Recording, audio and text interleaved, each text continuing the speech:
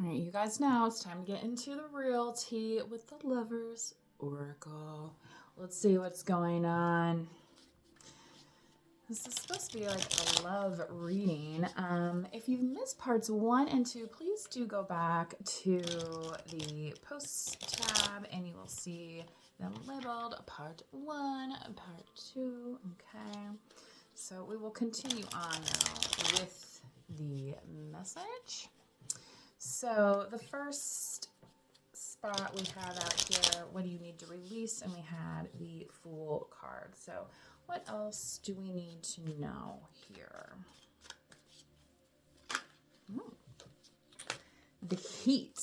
Oh my God. Like Prince, the heat between me and you. Alone in a world that's so cold.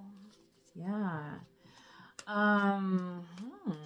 Maybe there's some resistance, collective, to a relationship. So maybe you need to release some resistance towards somebody, or somebody wants you to release some resistance. It is all too much. Yeah, maybe that's this negativity here. Okay, releasing, because it said it's time to release negativity. Why? Because it's too much. Okay. Hearing is getting better. This person would like to, right? So maybe they've been working hard. It says their hard work, your hard work is paying off.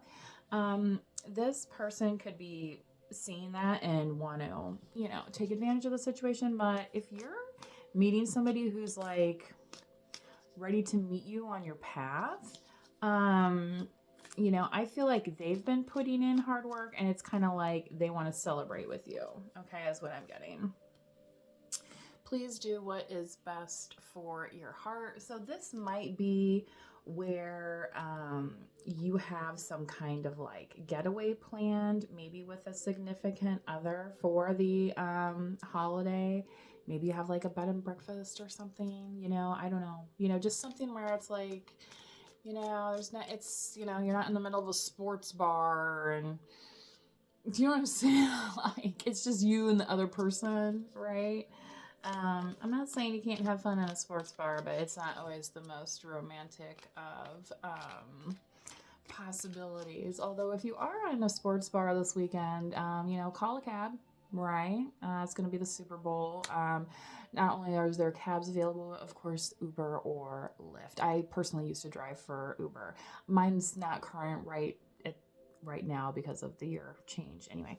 And I have to, because of the age of my vehicle, I would have to get you just have to go in. It doesn't really cost very much money to get an inspection done, by the way, if that's something you want to do, because they'll like automatically approve your car if it's like almost brand new, but and obviously you'd have to pass their background check and driving record and stuff.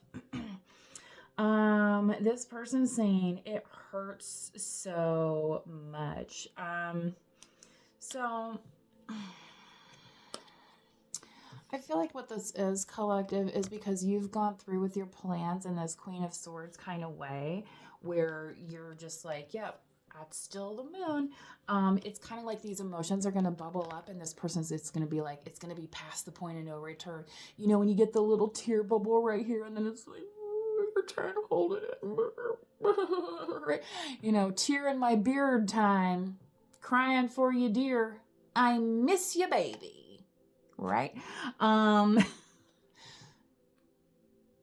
That's probably how it's gonna manifest, because it's gonna be that release, that shedding of that emotion, literally, like the monthly shedding of the uterine lining walls, right? And then we get our period if you're a female.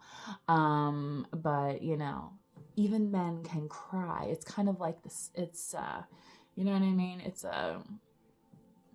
like, oh, we're releasing bodily fluids, and it's not these kinds. Right? These kinds are more fun, right? But sometimes we get into toxic patterns and behaviors. So just be aware of that, whoever that is. I don't know. You know, it could be this person that's saying it hurts so much because they want to put like a Band-Aid on the situation because they don't want to feel the pain of it, right? They would rather, you know, do that than face that talking about, you know, how you've gone ahead with your life. Basically, I guess is what I'm getting.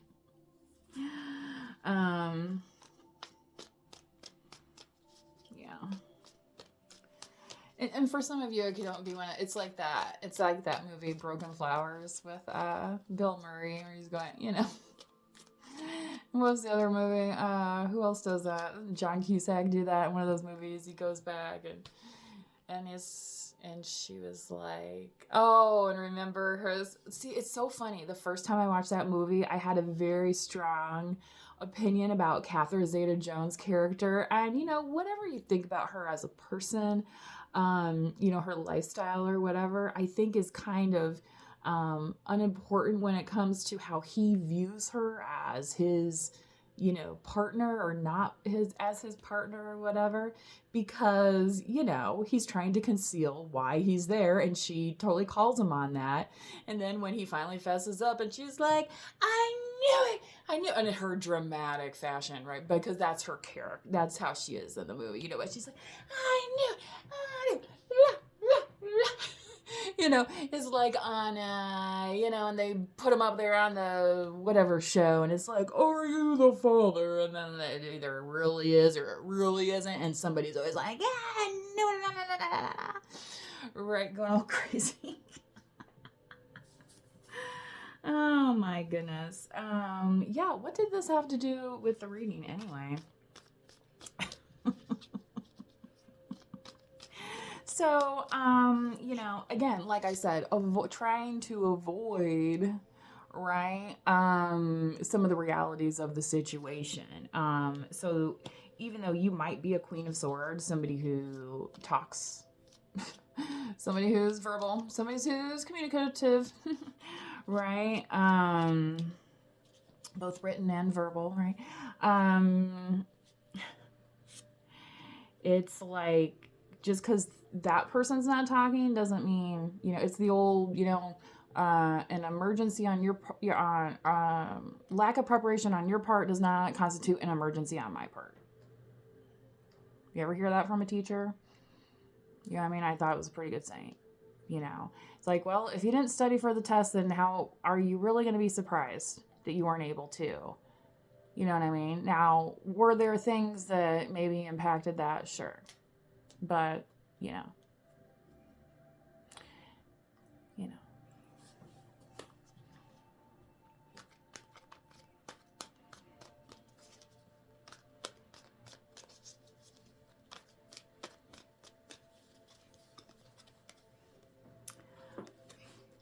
Somebody is obsessed.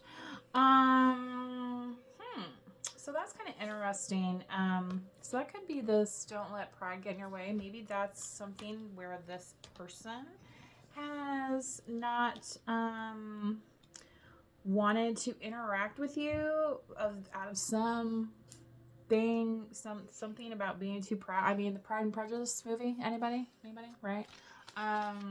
Right. And then in the Tom Hanks, whatever, and he's like, is it that? When he's like, is it that she was too proud or he was too prejudiced, or you know what I mean? Like trying to analyze it or whatever. But anyway, which I love the original Shop Around the Corner, by the way.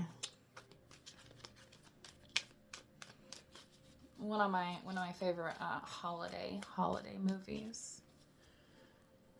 Famously set in Budapest, right? Why can I not speaketh the truth, el verdad? So, collective, I'm getting that song, tongue-tied. This person gets tongue-tied when they are around you. I feel like it's because they feel strongly for you. This person could also be born under the sign of Cancer. Again, we have the moon here. So this person could be like super emotional when they try and talk to you.